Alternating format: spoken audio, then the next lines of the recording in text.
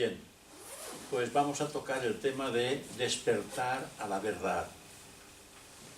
Ese despertar de la verdad de las cosas a lo que existe o es, a diferencia de lo que es meramente imaginado, es una definición de la verdad que cualquier persona puede seguir y experimentar. Duermo y no me doy cuenta de las cosas que me rodean. Me despierto y entonces percibo estas cosas, el entorno, a la situación a la que yo mismo me encuentro.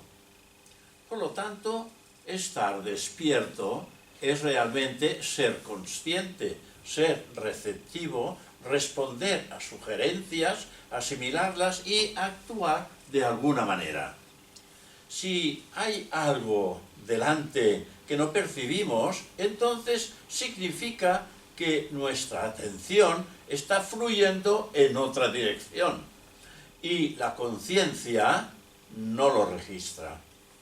Todos estamos despiertos en ciertas áreas de nuestra conciencia, pero no en otras. Por lo general, estamos despiertos a los hechos concretos, a esos hechos concretos de nuestro entorno. Podemos ver los árboles, las cosas que nos rodean, nuestro mundo cotidiano. Es posible que no estemos totalmente despiertos al entorno, pero al menos funcionamos en ese nivel con razonable eficiencia.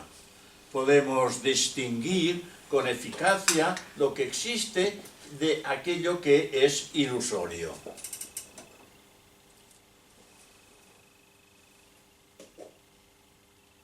Pero es muy posible que olvidemos felizmente sin darnos cuenta de la belleza, de la moralidad de ciertas acciones.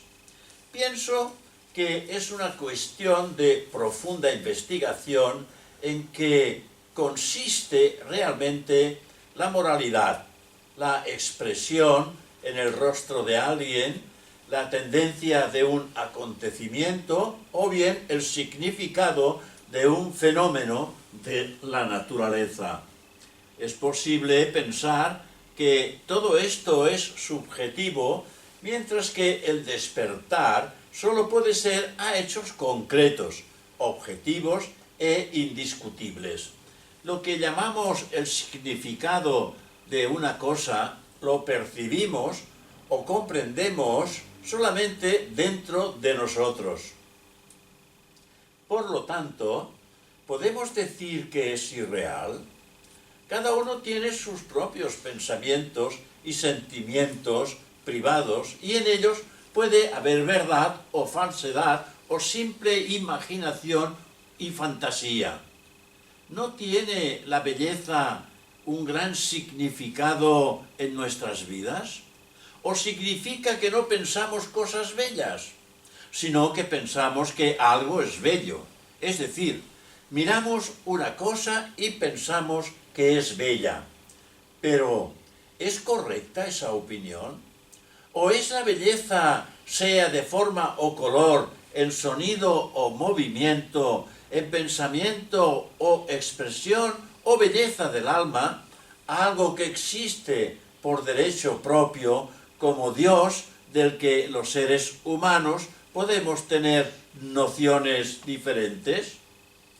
¿Es la belleza algo que existe por sí misma, aparte de lo que podemos pensar o sentir como bello, con respecto a un objeto en particular? En otras palabras, ¿la belleza es parte de la verdad o es una mera cuestión de opinión?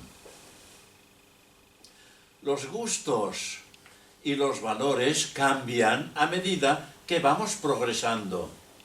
Cuando éramos niños nos gustaban ciertas cosas, pero en la actualidad no nos interesan. Podemos considerarnos más cultos, sofisticados y consentidos, pero el crecimiento significa un desarrollo de la perspectiva, un cambio de valores, de armonía, un sentido de lo apropiado. Junto con todo esto se produce un cambio en nuestro juicio o sentimiento en cuanto a la belleza. H.P. Blavatsky escribió en el librito de La voz del silencio sobre 3 vestíbulos, que son realmente 3 condiciones. Primera, el vestíbulo de la ignorancia. Segundo, el vestíbulo de la ilusión. Ella lo llamó también el vestíbulo de la instrucción, también del conocimiento. Y el tercero, el vestíbulo de la sabiduría. El mundo, en su conjunto, se mueve realmente entre los 2 primeros vestíbulos. Se encuentran en parte en un estado de ignorancia o inconsciencia y en parte en la ilusión. Es por lo que encontramos personas que actúan con gran brutalidad sin ninguna consideración, incluso en casos en que se requiere el manejo más delicado, la más tierna consideración. Hacen las cosas más indignantes porque están bajo la tensión de fuerzas que operan ciegamente. Un salvaje es brutal de actividad. Puede rastrear animales, predecir el tiempo y hacer cosas con astucia, pero el resto de su naturaleza sigue dormido. Claro que una parte de su naturaleza está despierta y activa, pero hay un extenso campo de profundo letargo. Posiblemente sea este nuestro caso, aunque exista gran diferencia entre el salvaje y nosotros. El progreso no es solo un proceso de descubrimiento del mundo exterior, como el que ha tenido lugar especialmente el siglo pasado y el actual siglo en el que estamos viviendo, sino también un proceso de descubrimiento de nosotros mismos, un despertar lento, pero continuo en un área de nuestra naturaleza después de otra.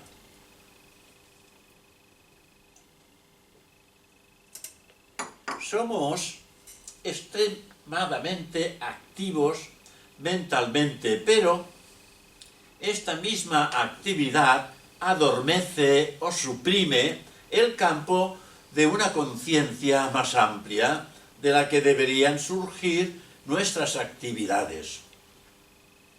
Somos activos en la búsqueda de ciertas cosas, pero no estamos despiertos a numerosas consideraciones que se deberían de tener en cuenta. Si tuviéramos una inteligencia totalmente alerta y susceptibilidades no circunscritas por el interés propio, pienso que por el momento no somos conscientes de las cuestiones que yacen profundamente bajo nuestras propias actividades. En teosofía hablamos de 4 estados de conciencia: el estado de vigilia, sueño, ensueño, y un 4º estado que es trascendental. Tal y como estamos ahora, podemos ver que en nuestra vigilia están representados el de sueño y ensueño. Hay en cada uno de nosotros una vigilia superficial, es decir, una vigilia con respecto a las cosas concretas de nuestro mundo, incluida la capacidad de investigar ese campo. Pero además hay una buena parte de ensoñación en la vida de cada uno, que consiste en construir castillos en el aire entregarse a vanas esperanzas, ilusiones, fantasías y falsas creencias. Todo es ensueño porque es muy ilusorio. Así nosotros creamos tantos esquemas y fantasías que finalmente descubrimos que están absolutamente vacíos de la realidad. ¿Acaso no hay en nosotros una extraña mezcla de tres condiciones, una llamada vigilia, otra llamada sueño con sueños y una tercera de sueño profundo en ciertas áreas de nuestro ser? Esta condición mixta se debe a nuestra constitución, que es potencialmente espiritual en un aspecto, psíquico en otro y físico, material en un tercero. El espiritual es ese aspecto del ser de inconcebible sensibilidad, en el que todo lo que ocurre es de la más alta significación y valor. El psíquico es ese aspecto de nuestra naturaleza en el que entran nuestros instintos ciegos y la influencia del deseo. Y está el aspecto material con el que estamos muy bien familiarizados. El intelecto sirve de instrumento para los tres. Son los aspectos psíquico, material, los que predominan actualmente. El ojo del espíritu se abre de vez en cuando, solo en unas pocas almas. La conciencia espiritual en las demás está dormida o está en germen. La naturaleza psíquica está en pleno auge y parece tener a la mente esclavizada. La mente, con relación a la materia física, está totalmente despierta y es donde se manifiesta. Tal como están las cosas actualmente, hemos progresado tanto en la evolución que hemos llegado a un grado de autoconciencia que nos hace muy conscientes de nuestros derechos. La actitud general en el mundo actual es de no estar dispuestos a ceder si no es bajo presión, y la de querer defender también nuestro terreno real o imaginario y también luchar. Tal vez esa conciencia sea buena en cierto modo. Ha dado lugar al autogobierno de los pueblos, a la igualdad de derechos de la mujer, a los derechos de la minoría, a los derechos del ser humano. Ser consciente de los derechos de uno es ser consciente de la propia individualidad, un paso aparente necesario en el progreso humano, a partir del cual se puede proceder a la comprensión de otras individualidades. Pero aún, al parecer, no estamos despiertos a las demandas de toda la vida de nuestro afecto y servicio. Ser individual es ser distinto y separado. Y en la actualidad nos encontramos con una intensificación de esta separatividad que adopta numerosas formas expresándose en diferentes emociones. Es la naturaleza misma de la mente pensar en términos de separación, en el sentido de particularidades, manteniendo distintas las cosas diferentes. Pero al identificarse como un yo, es decir, con las reacciones que constituyen el yo, se aísla de la relación con los demás y proyecta entonces imágenes de los demás. La tendencia es que cada uno se encierra en una fortaleza que en realidad es una prisión de ideas. No solo con respecto a diversas cuestiones de importancia ideológica o religiosa, sino también en cuanto a lo que debe de tener para su disfrute, sus derechos en su hogar, las cosas que debe de poseer, etcétera, etcétera, etcétera.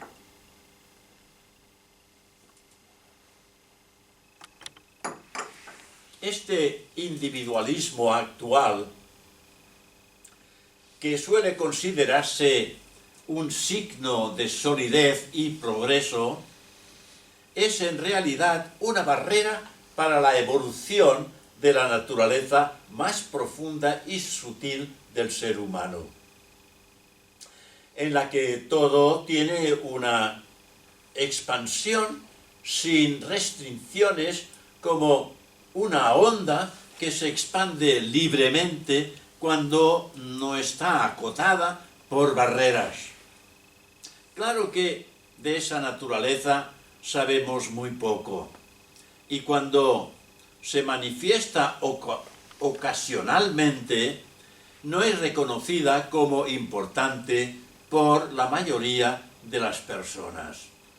Cada ser humano existe junto con innumerables otros en una red de relaciones que conectan unos con otros.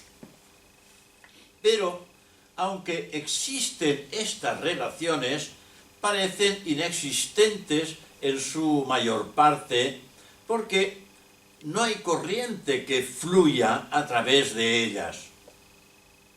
Pero estas conexiones pueden electrificarse de modo que, en lugar de estar muertas, llevan en ambas direcciones la corriente de vida, del conocimiento y también de la belleza. Vivir es ser consciente. El impulso de la vida, que procede del interior, no es un producto de la materia. Da lugar a la mente, que en cierto modo es más que la mera conciencia, pero al mismo tiempo menos que el ser plenamente consciente. Cuando pensamos, la atención se dirige a cosas particulares y se pierde lo universal, así que la totalidad de nuestra conciencia experimenta inevitablemente una disminución. Toda criatura viviente existe en una corriente de vida, cuyo flujo es el mismo proceso de vivir. La misma verdad puede expresarse como manifestación única del ser único que está en todos los seres vivos, para su propia evolución, para el gozo y la revelación de su propia belleza y capacidad. Si aceptamos esta verdad, producirá una enorme diferencia en nuestra actitud hacia todas las cosas de la vida. La vida oculta está en todas partes y el objetivo, de toda forma, es manifestar la belleza y el esplendor de esa vida, no para que podamos obtener alguna gratificación de ella, pues todo animal salvaje, por ejemplo, disfruta extendiendo sus facultades al igual que el ser humano, uno de los hijos de la naturaleza, no para ser cazado, pero, desgraciadamente, gran parte del ser humano no ha despertado la consideración hacia ese tipo de vida. Mata y caza por placer o deporte, lo cual no deja de ser por instinto animal, regodeándose de su disfrute y gratificación. En nuestro país hemos tenido un ejemplo realmente que nos da a entender que lo que dice el ocultismo es una verdad que no podemos obviar. El ser humano común no posee este sentimiento por la vida, sin el cual no se puede conocer más que superficialmente. No conoce su emoción, su verdadera naturaleza, su belleza, la delicadeza, sus movimientos y su maravillosa potencialidad. De hecho, no sabe lo que es la vida en sí misma, ya que solo conoce sus manifestaciones externas. Donde hay vida, hay vivencia, sensibilidad, movimiento de la conciencia, y los estudiantes de teosofía podemos conocer la naturaleza de todo esto en nosotros mismos. Este es el despertar fundamental necesario, del que se derivarán otras muchas cosas y abrirá la puerta a un nuevo reino maravilloso del que por el momento estamos excluidos.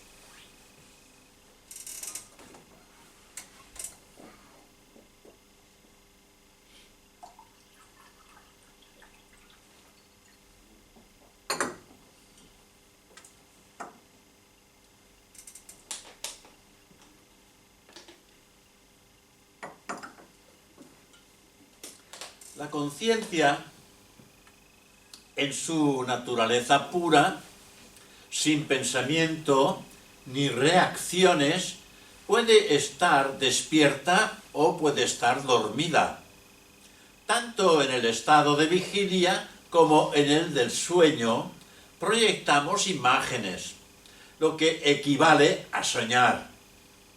La secuencia de proyecciones es más coherente durante la vigilia que durante el sueño. Pero también hay otra condición, que es la de sueño profundo, en la cual no hay proyección de imágenes ni pensamiento en absoluto. Cuando somos conscientes, es decir, conocedores de lo que existe o de lo que ocurre, por lo general, solo lo somos parcialmente. Para ser plenamente conscientes, además de prestar atención, debemos de observar los procesos de nuestro propio yo, que desvía hacia sí todas las energías salientes. Así reaccionamos a las cosas, solo desde la superficie. Y si lo hacemos repetidamente, nos condicionamos cada vez más para el mismo tipo de pensamiento y acción. Cuando intentemos ver este proceso en nosotros, sabremos por qué nuestra conciencia es tan parcial. Estamos dormidos, incluso cuando estamos despiertos. Podemos ser conscientes en una parte de nuestras mentes y permanecer dormidos en otras. Es realmente la libertad que se obtiene en el campo de la conciencia la que determina el grado de nuestro propio conocimiento. Estamos despiertos en los hechos del plano concreto de nuestra existencia, pero en gran medida dormidos en el plano interno. La mente tiene que liberarse de sus apegos, que son sensaciones físicas, emocionales y mentales, antes de que podamos despertar al espíritu dentro de ellas. Espíritu significa verdad y belleza en su infinidad y absolutez. Tiene que despertar a la verdad sobre la vida, a su belleza eterna, a la belleza de sus relaciones, a la belleza en todo, a la unidad, delicadeza y sensibilidad de la vida, al respeto que exige la más mínima entidad viviente y finalmente a la verdad en nosotros mismos. La belleza exterior evoca esa belleza que está dentro. Cuando respondemos a la belleza que está fuera, esa belleza de alguna manera nos pasa a nosotros. En nuestra alma y también manifiesta su propia cualidad. Si consideramos todo lo que es y todo lo que ocurre en el mundo entero, así como en el cosmos, digamos como un movimiento total de la vida una, de la que los santos seres adeptos o mahatmas han hablado, entonces cada movimiento, cada fenómeno que pertenece a la vida debe tener un significado profundo del que solo recibimos un pequeño indicio. Es probable que Platón se refería a algo así en su famosa alegoría de los habitantes de la caverna. Todo fenómeno natural es un indicio de algo más real, una sombra que denota una realidad. En todo lo que está vivo e incluso en las cosas que consideramos inanimadas, existe lo que podríamos llamar su perfección arquetípica, una cierta belleza oculta. El verdadero artista a menudo vislumbra su naturaleza.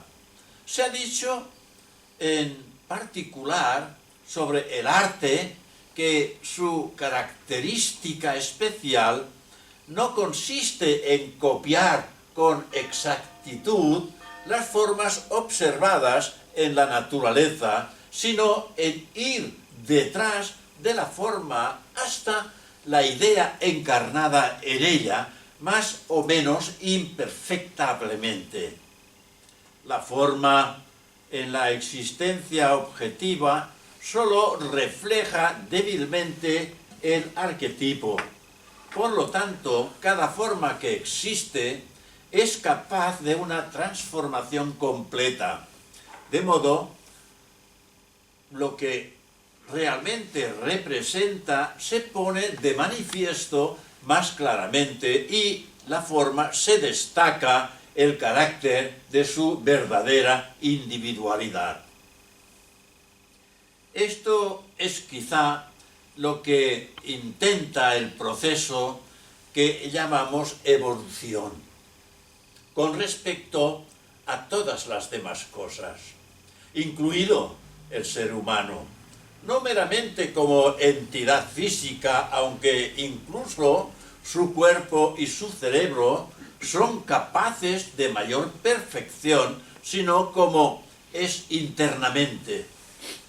Toda su naturaleza puede experimentar una transformación que la eleve del nivel de la humanidad terrenal común a una condición que pueda describirse como realmente divina y también espiritual.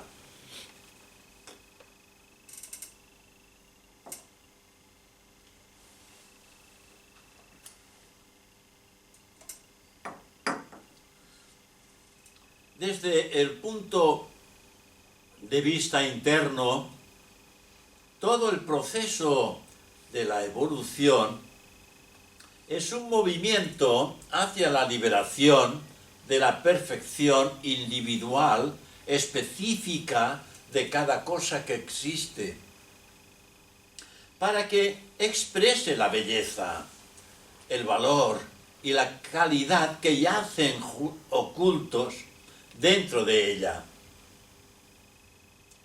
como parte de un todo magnífico.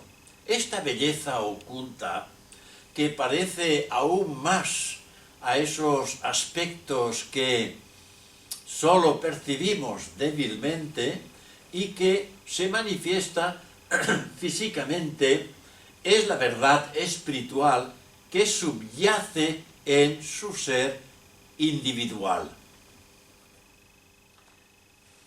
En esta relación entre belleza y verdad, la que se expresa en las palabras la belleza es la verdad y la verdad es la belleza, hay aspectos de lo que llamamos belleza que no son objetivos ni físicos, sino que pertenecen a esa naturaleza que podemos llamar el alma del ser, que puede llegar al corazón de manera que no podemos describir con palabras. El despertar que ha de tener lugar solo puede producirse cuando la mente está tranquila y desapegada, no cuando está en un frenético torbellino. Solo en ese estado, cuando el corazón no está perturbado por ninguna reacción personal, puede haber un despertar, como puede ser belleza, significado, amor y verdad en sus, digamos, aspectos más sutiles y espirituales. Todo tipo de preocupación, todo tipo de actividad que procede de su propio impulso, es decir, mecánicamente, todo tipo de tensión es como una cuerda fuertemente tensada que repele todo intento de impacto. Es un obstáculo que para recibir cualquier cosa nueva del exterior o para que surja algo nuevo desde nuestro interior. Pues un hombre perfecto puede describirse de varias maneras, por su naturaleza, por sus cualidades, sus logros, por el tipo de transformación que ha experimentado y también por el tipo de relación con todos los seres y cosas que lo rodean. Es una relación en la que hay o entran muchos elementos: belleza, comprensión, respuesta, etcétera, etcétera. Hay una vida, es decir, una especie de electricidad vital irradiando desde él. No solo electrifica a los filamentos que lo conectan por todos los lados, sino que es interiormente vibrante como la cuerda de un violín que tiene la tensión adecuada. Es sensible a su relación universal, una condición en la que las experiencias de todos los demás seres son como las propias. Si A ama a B con un amor extraordinario, él puede entrar en ese amor. Al responder a todo, la belleza de cada acto de su respuesta, que nunca procede de la superficie, sino de la totalidad de sí mismo, se convierte en parte de la belleza del panorama de toda la vida. Lo que es bello se considera deseable o amable, lo que indica que la respuesta natural de la belleza es el amor. Pero este amor queda sumergido cuando se une a otras fuerzas, como por ejemplo el deseo de poseer. Este comienza a operar. Cuando la naturaleza interna de uno se despierta de tal manera que ve la belleza oculta, entonces su amor se vuelve ilimitado y universal. Puede decirse que está enamorado de la vida misma, la vida en todos los seres, y responde a su naturaleza en todas las modulaciones, adaptándose a la respuesta a cada forma individual de vida, debido a su naturaleza y cualidad única. El despertar implica ese grado de percepción, sensibilidad y respuesta que caracterizan al amor en su sentido exaltado, con esa pureza que se tiene en el amor a primera vista, antes de que haya habido el tiempo de pensar. La chispa divina en cada uno tiene esa potencialidad, y cada uno de sus movimientos surge de la naturaleza de su sensibilidad y amor interno. Pero esta naturaleza entra en acción solo cuando hay libertad para ello, como la compasión, que nunca en absoluto es forzada. Tenemos un concepto muy débil y pobre, a menudo manifiestamente egocéntrico, de lo que significa el amor. No hay que confundirlo con ese amor emocional superficialmente satisfactorio y posesivo con el que estamos familiarizados. Cuando hay verdadero amor, la belleza extraña, sutil y oculta en el objeto de amor se manifiesta como en caracteres iluminados, pues es el amor de la naturaleza divina de uno mismo y no puede adquirirse por esfuerzo, pues solo puede entrar en acción cuando está el terreno abonado, preparado y listo para ello.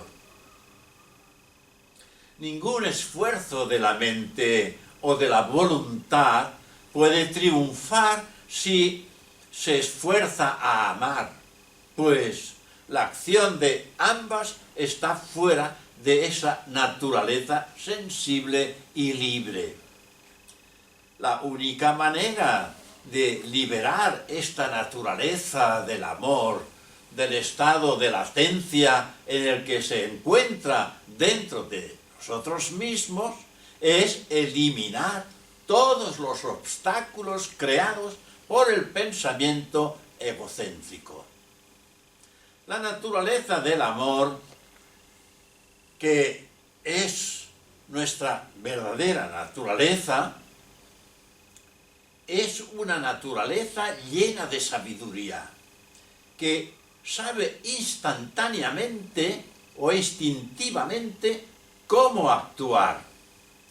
Cuando uno ve no solo la sombra y el aspecto exterior, sino que representa y anima toda la perspectiva, que es diferente, también no hay que olvidar y decir a nuestro favor que como estudiantes verdaderamente interesados no vemos las cosas como las ve el mundo.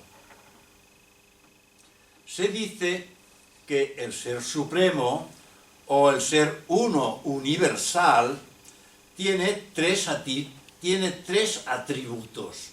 El primero de ellos consiste en que el ser es una energía, es la fuente de vida. El segundo, en que su naturaleza es una naturaleza de la conciencia con todos sus valores. El tercero, en que su acción se caracteriza por la felicidad o el amor. Los términos sánscritos para estos son respectivamente los que ya todos vosotros conocéis: Sat, Chit, Ananda. Es decir, el ser, la inteligencia y la felicidad.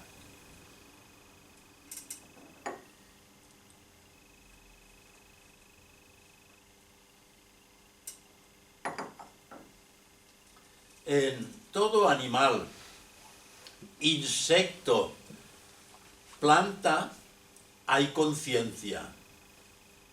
Pero solo cuando esa energía o nivel del ser que nos constituye particularmente existe la posibilidad de amar, de conocer la belleza, de experimentar esa felicidad que no es alegría superficial, ni satisfacción física o emocional.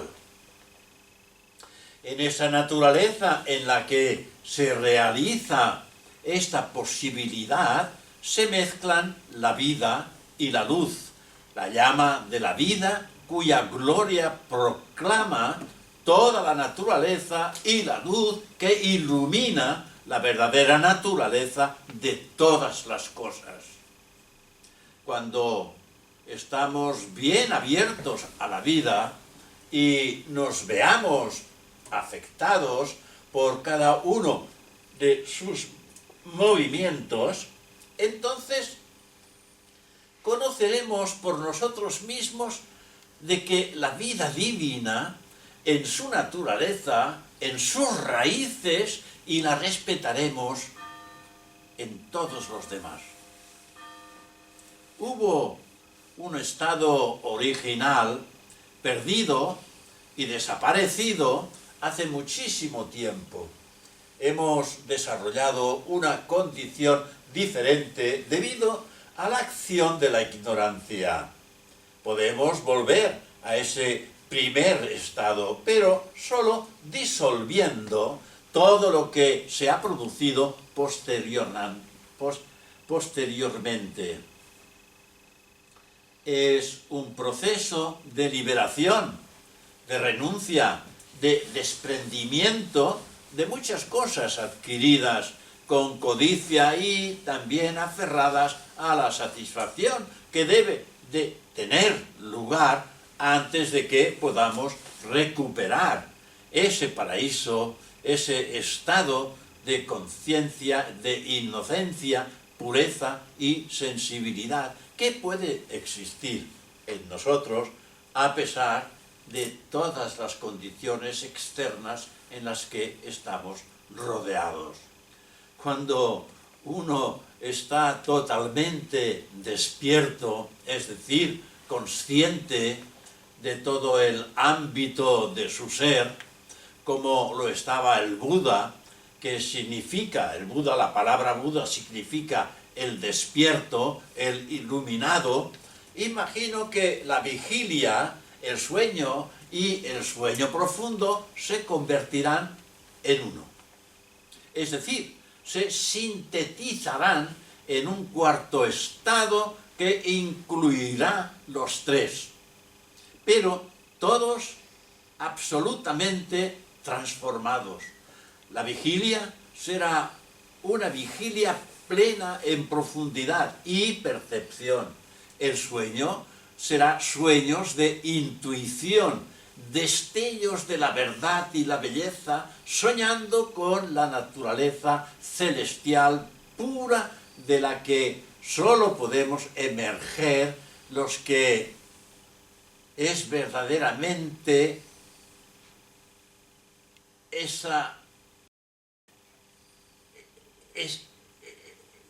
ese estado de conciencia en el que se encuentra uno a sí mismo.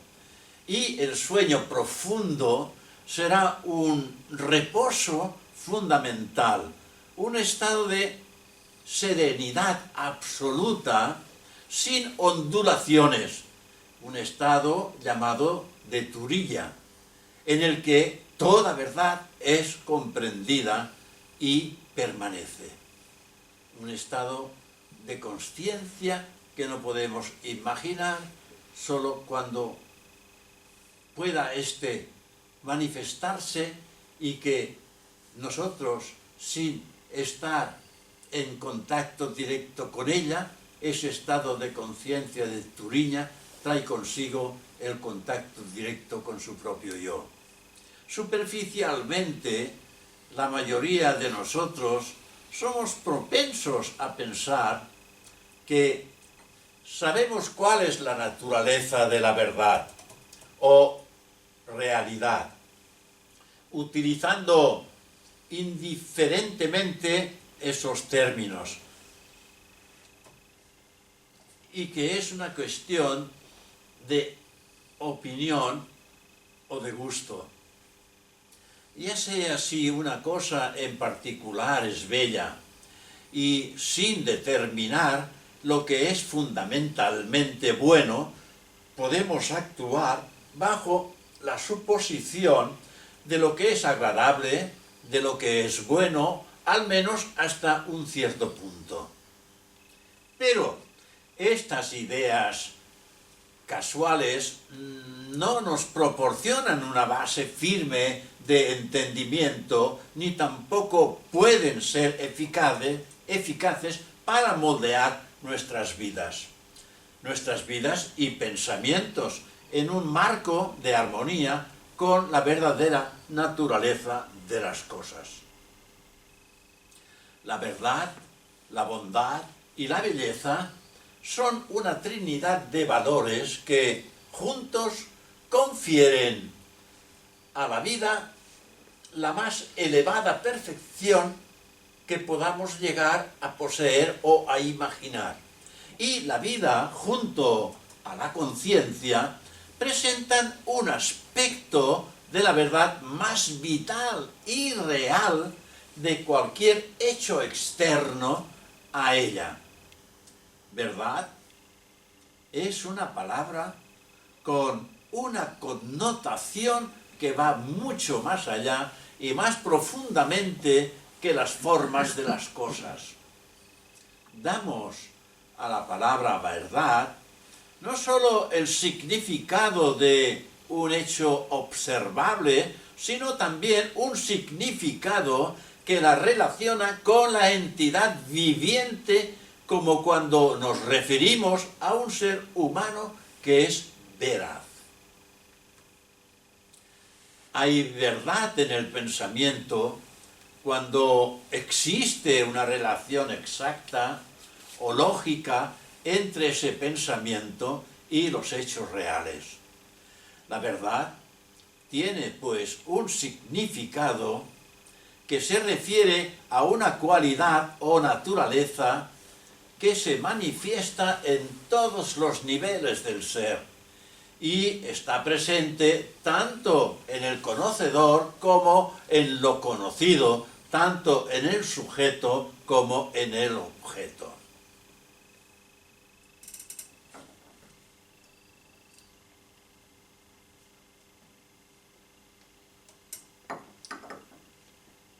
La vida, en todas las formas objetivas que existe, desde la más simple a la más compleja, se desenvuelve en un patrón predeterminado. Pero en el aspecto de la conciencia, donde existe la posibilidad de no estar atada a ningún patrón en particular, una condición realizada solo en el ser humano puede desenvolverse en formas de su propia creación o expresión, pero con completa libertad. es en la naturaleza que exhibe en tan libertad, en el libre albedrío y en los instintos puros que entonces caracteriza su acción desde la verdad, así como la bondad y la belleza tienen su fundamento último.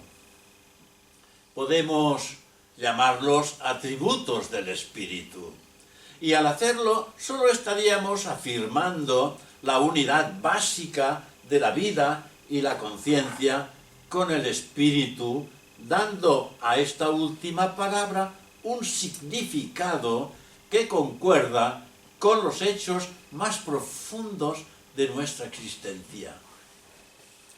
Cuando la energía que es vida, surgiendo de su fuente desconocida como su fuente cristalina, fluye en formas y patrones que dan plena expresión a su capacidad latente, liberando su potencial, hay alegría. Es la fuerza de esta liberación lo que da a la vida su intensidad dinámica.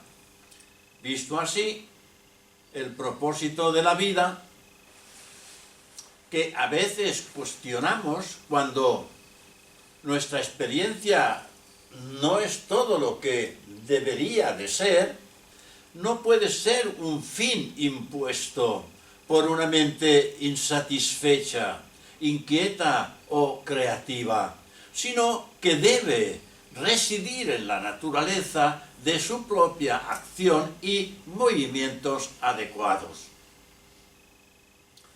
Cuando un ser humano es realmente feliz y está contento, vivir es un fin en sí mismo. Es así para todas las formas de vida. Solo el ser humano tiene una mente lo suficientemente desarrollada como para recordar y avanzar suspirando por lo que no es, y por lo tanto tiene el problema de dónde encontrar la paz y cómo vivir. La bondad, que es un atributo esencialmente humano, tiene su raíz en una voluntad bondadosa.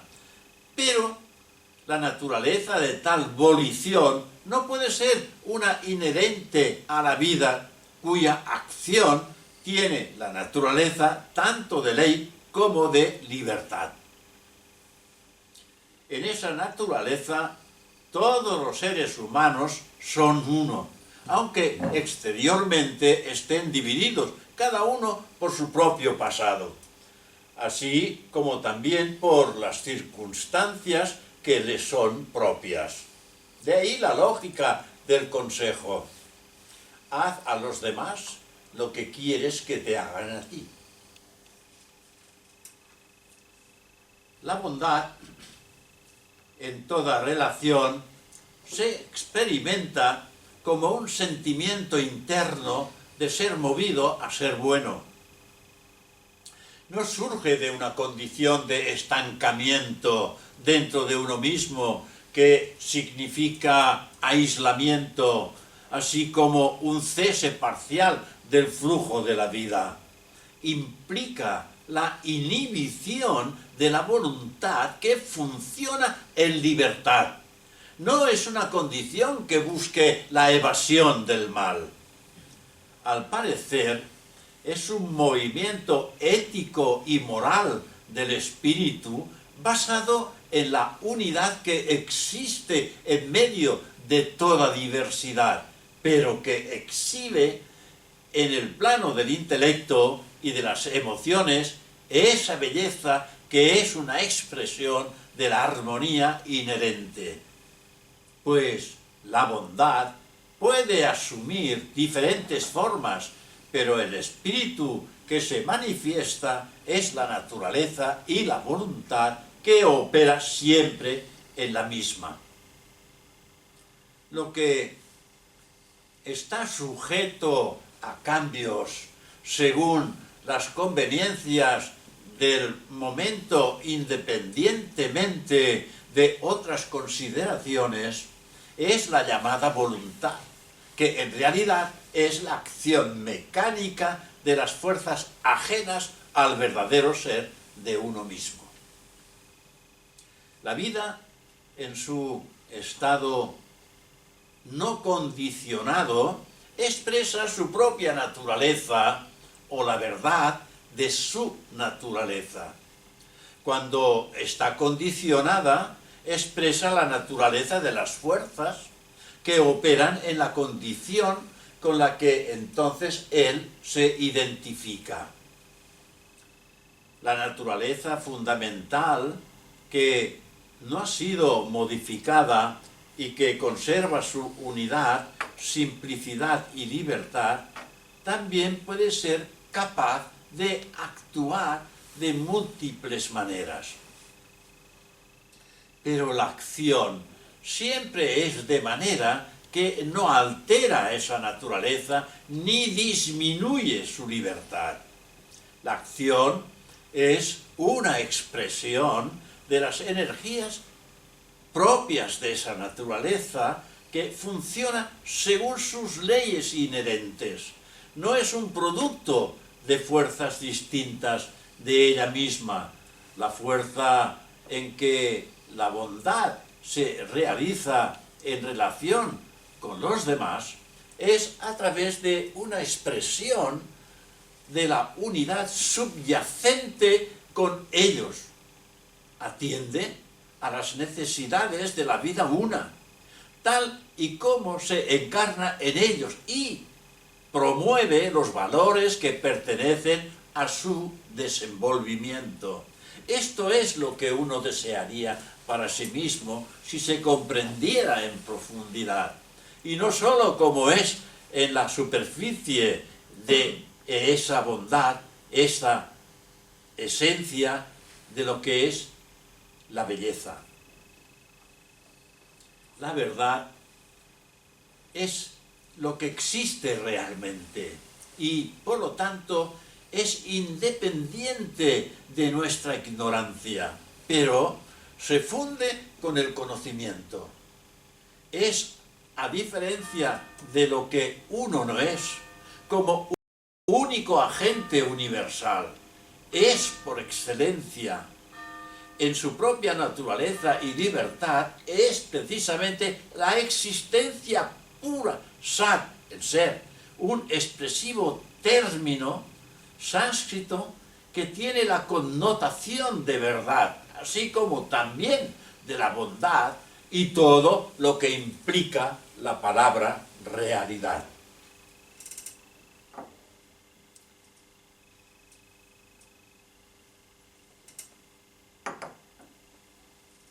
La vida, al ser espiritual en su esencia,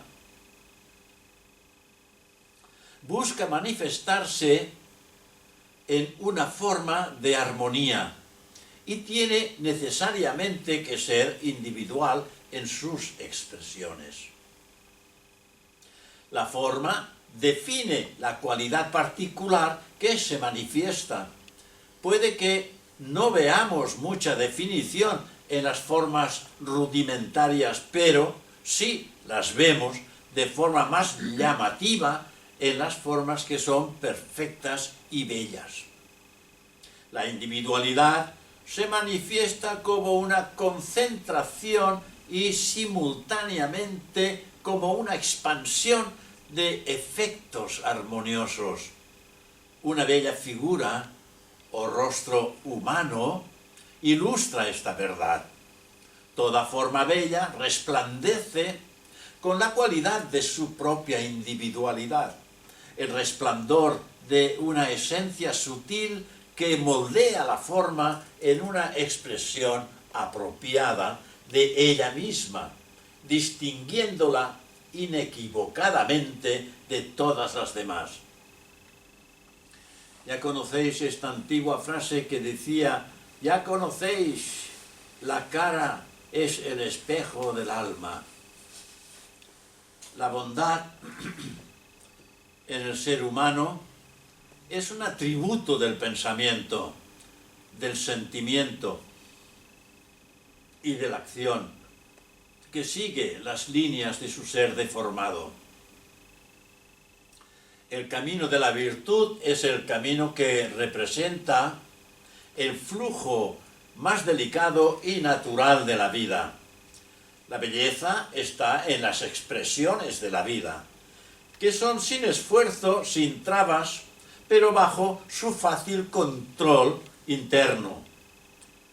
Así que vamos a terminar esta conferencia sobre la verdad diciendo que tanto la bondad como la belleza tienen su origen en la verdad, que yace en el fondo de todas las expresiones de la vida, la verdad que yace en la unidad de la vida, su armonía y también su libertad.